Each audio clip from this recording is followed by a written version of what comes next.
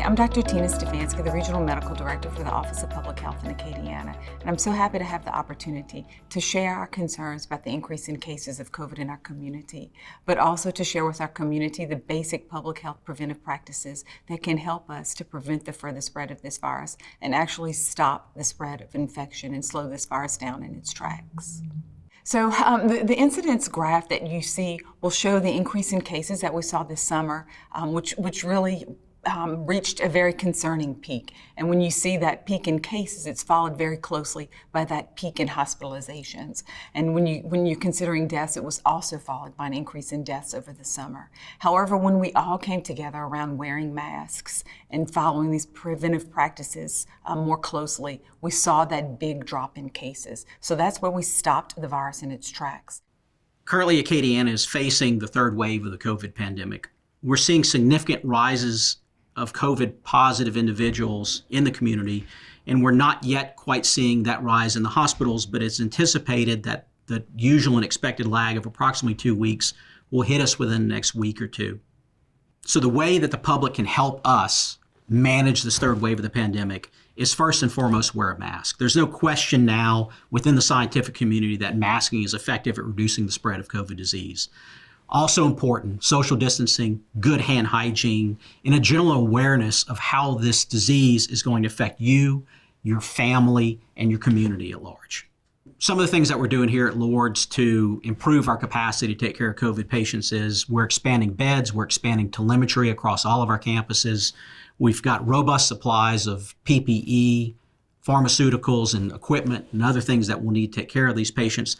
The one thing that we can't produce overnight is personnel. And to take care of people with respiratory disease, especially COVID, requires a team approach of respiratory therapists, nurses, physicians, internists, pulmonary critical care doctors, etc.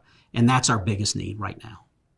Between all the testing that we're doing in our emergency departments for people that are seeking care and our urgent care locations, as well as some of our mobile testing sites, we are definitely seeing an increase in the amount of positivity rates that are coming back. Positivity rates are somewhere around 10% and upwards of that in some areas of the parishes. What that really means is that at any given time, 1 out of the 10 people that are around you could be carrying COVID and don't even know it, which really is important to understand why we have to protect ourselves and protect each other, as we really don't know where the spread is going to happen at any time.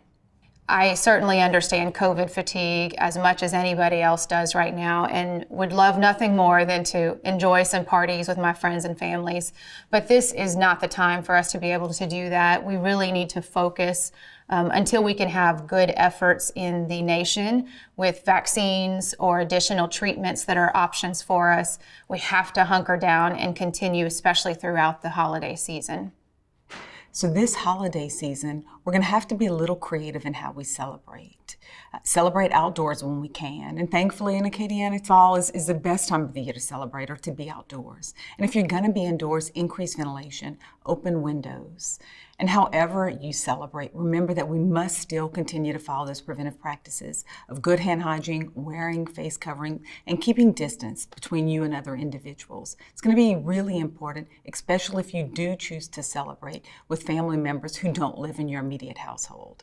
But really the key to celebrating this year is going to be to keep it small and local. We again want to continue to celebrate with our friends and family and loved ones, but we must understand that it's a really critical time as we're seeing this increase in spread. And the last thing that we want to do is to spread this virus to those most vulnerable among our friends and family. As we've always said throughout this pandemic, Ochsner Lafayette General is here to take care of our patients. We are not in crisis mode at this time. We don't want anybody to be afraid to come seek care if they feel like they need it. We don't want to see the same patterns that happened when the outbreak first occurred, when patients were afraid to come to the hospital because they thought that they might catch COVID from being here. We have no evidence that that has been the case, and we don't want people suffering at home when they feel like they need to come get care at our facilities. We will absolutely take care of them. So if you come down with symptoms consistent with COVID, then you need to seek advice from your primary care provider and a COVID test. If you turn out COVID positive, you need to isolate for 10 days from the onset of your symptoms. Anybody that you've been exposed to within 48 hours before your onset of symptoms has to quarantine for 14 days.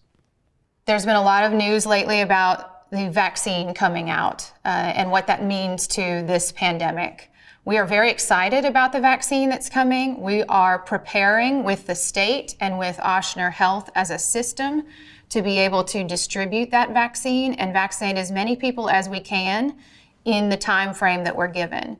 That being said, even if we have a vaccine that starts to be delivered to our healthcare system in the next 6 weeks, this is likely going to be something that takes several months, likely into the spring or even early summer, before the community as a whole will be able to get enough vaccinations out to them. We're going to push as fast as we can and do it safely and effectively, but it is still several months away before our community will be able to see the effects of proper vaccination. I say that because we need to continue to do every effort we are doing right now with masking, social distancing, and avoiding gatherings so that we can get to that place where we can have a vaccine readily available to everyone who wants it. Now's the time to be strong, though. Now's not the time to be weak. And oftentimes when making a decision, a lot of times the harder decision, the harder pathway is going to be the right one.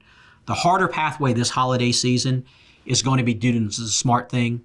Try to limit your gatherings, try and be smart about your gatherings, and to do those things that we've talked about. If we can hold out just a little bit longer and suppress this third wave, not overwhelm the local healthcare facilities, we can continue to enjoy the economic freedoms that we all want to. We'll shortly have vaccines available. We can reduce the spread overall, increase the number of people across the community that are immune, and hopefully suppress this to the point where we're dealing with it just like we are every other respiratory disease that we deal with on an everyday basis. So please, Acadiana, let's work together this holiday season to protect ourselves, our loved ones, and our community.